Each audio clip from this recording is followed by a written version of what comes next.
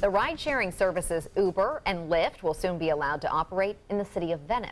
The city had implemented its own regulations for drivers, but new state regulations will make it easier for Uber and Lyft drivers to work all over the state of Florida. ABC 7's Christopher Brantley shows us how.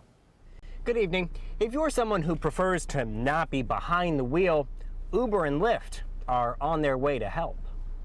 If you think Uber or Lyft is just for people of a younger generation, consider this. I'm looking forward to using Uber on a regular basis. Ralph Cooke got his driver's license at 13.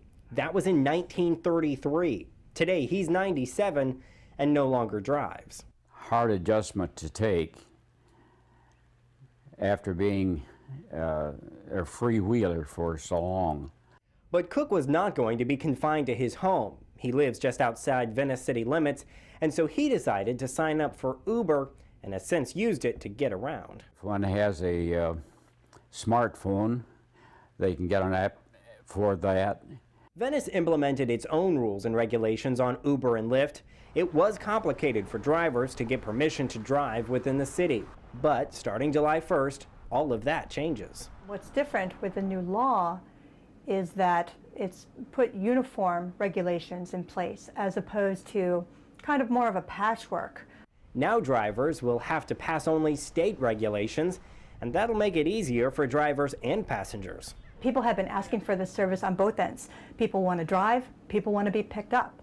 And so now we're going to make that available for them in one uniform sense. And that's happy news for Cooke, who looks forward to calling Uber next week to go out to dinner in downtown Venice. It'll make me feel younger, being able to get out once again. Both Uber and Lyft can be accessed via a computer or a smartphone.